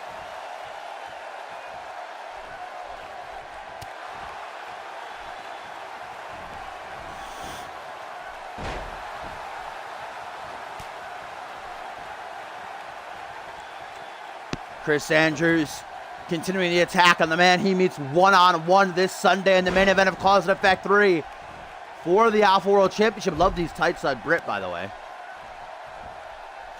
Nice new look for the champ, who brings Ortiz up to his seat, now shoots in for a grapple, gets a punch to the pec. I would love to see a tag into Dallas Steele. Dallas Steele, Chris Andrews might be a little bit of a dream match for me. Both very similar in stature. I think an in-ring aptitude as well. Vintage Brit with the trio of atomic drops. What a combination. Then immediately into the cliffhanger, catapult German suplex. And then immediately into a deadlift gut-wrench suplex. Well, Reese Ortiz, as Adam Scott, his estranged husband, watches ringside cheering. Currently getting absolutely mauled.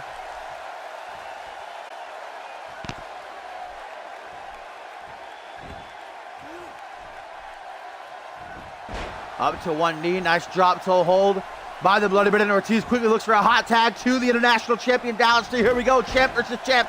Big kitchen sink right out of the gate, and again, maybe a 3rd time. Yeah, Britt's ribs getting worked over hard, as now Britt looks for a hot tag to Josh Wolf. Get a preview of the international title match this Sunday. No, Dallas Steele shuts him down. Britt's waiting for him, no elbow to the midsection. Now Chris Andrews closes in, dog clothesline.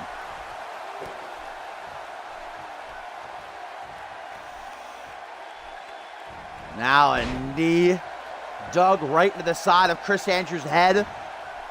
Just about a year ago, the Bloody Brit headlined, main evented Ascendance 5 and the undisputed title match against Paul Devine. He is just 8 weeks away from doing it again if he can keep that championship around his waist this Sunday against Reese Ortiz. His odds of walking into the grandest stage of them all with the belt are pretty high. Britt with his finger to the... What is he doing here? Dallas still getting up the wrong way. Britt? Wait a minute, Britt? What? Andrew's going for it. What is he doing? A sleeper hold? Reese Ortiz, though, flailing to break it up. That was the first time by Britt, and now Reese Ortiz is going to pay for that as his Irish whipped into the corner. I was revving up, getting ready to call it revenge. Instead, we got an attempted sleeper hold. Well, Dallas Steele apparently is still feeling the effects. Goes for the pin. Does the Alpha World Champion. Josh Wolf to the top rope. Chris Andrews just beating the hell out of everybody.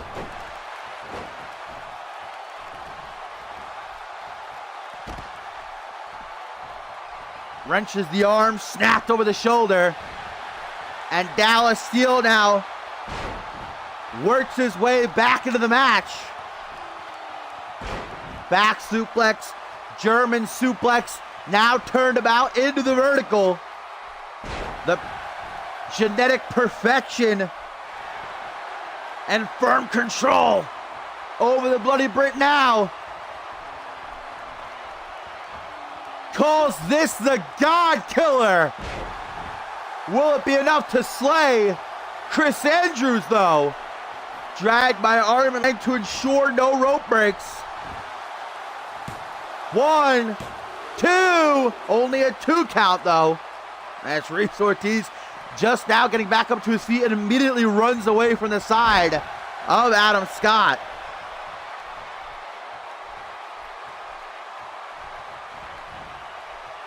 I'd say right now, Britt's really got to make a tag to Josh Wolf.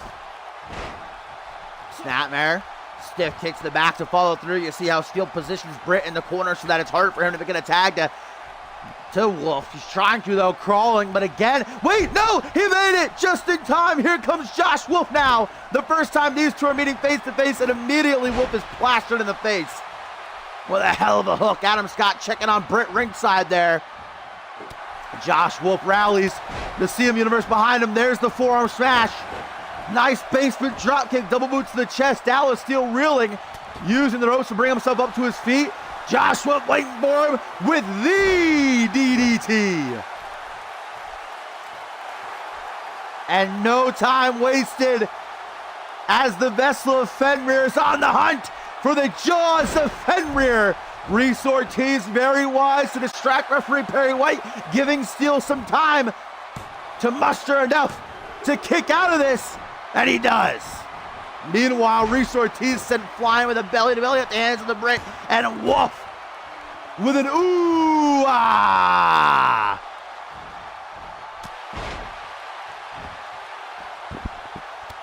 The time he wastes fooling around, though, Dallas Steele gonna use against him. Double boot stop. Steele now with an Irish whip. Off the ropes goes Josh. And, okay. Inadvertently knocks Britt off the apron. Wolf like, hey, buddy, what are you doing? Dallas Steele punched the midsection, was saying a quick prayer. How dare Wolf interrupt him in his time? I don't even want to fathom what Dallas Steele believes in. Body splash, though, and Josh Wolf up over the shoulders. Drop face burst on the top turnbuckle with his snake eyes. Now off the ropes to the big boot. And again, this time to drop a leg.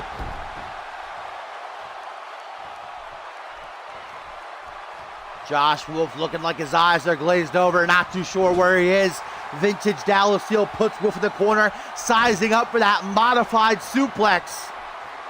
Right into the turnbuckles. Reese Ortiz just now getting back up onto the apron. Just in time to perhaps see Dallas Steele bring an end to this matchup. Hook of the leg to Wolf. 1, 2, but only a 2 count over his #1 contender. Dallas Steele now wrapping those goddamn massive thighs around Wolf's head. Wolf is like, nah, don't want to stick around in that for very long. Oh, but Dallas just slamming Wolf nearly through the canvas with the God Killer. 1, 2, but a 2 count. Wolf kicks out in his own regard as Ortiz mean mugs Andrews back out onto the apron. slips through the head scissors attempt again, does Josh. Now, right back on the attack, reels him into a front headlock. Fujiwara armbar being applied by the runner-up. And the 4th annual Cyborg Invitational rolls out of it, though, to Steele. Oh, still has a hold of the arm, though, and look at that! Wow, and just choking him out as Ortiz holds him back, then tries for a kick to the gut, shakes the cobwebs quickly to his Wolf, punch to the side of the head, punch to the gut, knee to the midsection, and Wolf with a beautiful pop-up Hurricanrana. Reese Ortiz screaming obscenities right in his face, but Wolf stays focused. And a second time around with the DDT, less impactful this time, but does bust open Dallas Steele. Both men are down. What a main event this has been for Genesis. Number 129, Wolf desperately trying to crawl into the pin. And he does now hook the leg. 1, 2. Oh, but Reese Ortiz breaks through Chris Andrews, taking him out to make the save. Wolf not happy about that, but he's got to stay focused on Dallas, who gets back up to his feet, dodging a stop, knee to the midsection, in the corner, the jaws of Fenrir, a second time. Into the pin, but Britt's not there to stop Ortiz. 1, and at a count of 1, this matchup will continue. Josh Wolf again looking at Ortiz there on the apron like, you're kidding, right, man? Here comes Ortiz again, going to try to interfere. Josh Wolf shoots quickly for that cannonball senton. Dallas Steele moves out of the way, though. Dallas caught with a jawbreaker, and Wolf now planting him with a tilt-the-world DDT. Hot tag. Ortiz is asking for it. Josh Wolf decides it's a good time to run the ropes. Here comes Ortiz now. Head full of steam. Drops Wolf with a boot to the face. Then a clothesline. Then another single leg drop kick. Ortiz has Wolf in all sorts of trouble. Britt just now using the apron to get back up onto a vertical base. Britt is sleeping. There he is, though, and just in the nick of time.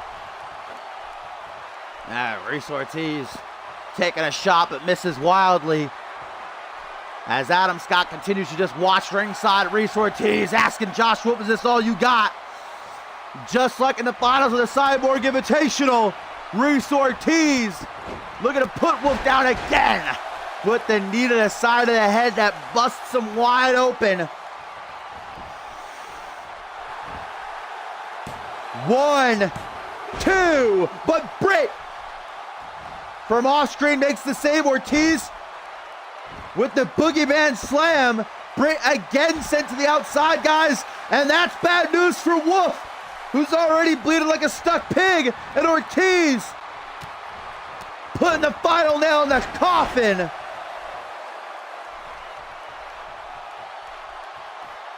Josh Wolf is completely out of it. Chris Andrews is down and able to make the save. 1, 2, 3, and Ortiz secures the victory. Chris Andrews spent 50% of that match sleeping on the outside. But Reese Ortiz and Dallas Steele victorious here over Josh Wolf and Alpha World Champion Chris Andrews. Wolf again shafted by Ortiz. But this Sunday is when it really matters. At Cause and Effect 3, Josh Wolf will challenge Dallas Steele, who quite honestly, every time they were in the ring together, Josh Wolf was beating the hell out of Steele. So I like Wolf's odds, but still not taking it away from Dallas. And of course, Reese Ortiz pinned Josh Wolf here, did not pin Chris Andrews. Will Ortiz be able to get the job done when it matters the most, when the Alpha World title is on the line?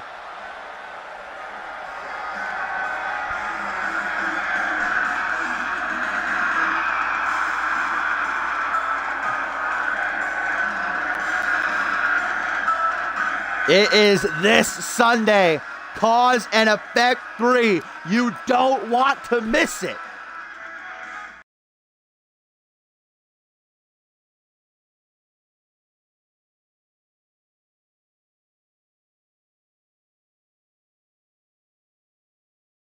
All right, guys, and thank you always for tuning in and watching the show. Great one it was. I didn't think we'd have everybody in here on account of the World Cup, but we actually got up to 18 viewers at one point. That's pretty neat. Enjoyable. I hope you enjoyed it. Always, so my YouTube.com. We are on Xbox One. If you have a call and you want to join, you are more than welcome to sign up. Exclamation point Twitter, exclamation point Discord will give you links to our social media. And exclamation point suck my little wang dang diddly will bring it into the show. Whoa, wait a minute. Is that week 3 or was that last week? Let me check real quick what week it is. Okay, no, it's week 4, so that was an old injury report. He got injured against Brody. Yeah, right, we saw that. We already saw that. So Valentine was injured against Slate. I completely forgot about that. That might give a little bit of a reason why as to how Slate beat him so quickly. I completely forgot Valentine got injured by Halleck. Well, that injury is probably going to hinder him this Sunday as well. I guess we'll have to wait and see for Cause and Effect 3, guys. I hope to see you there.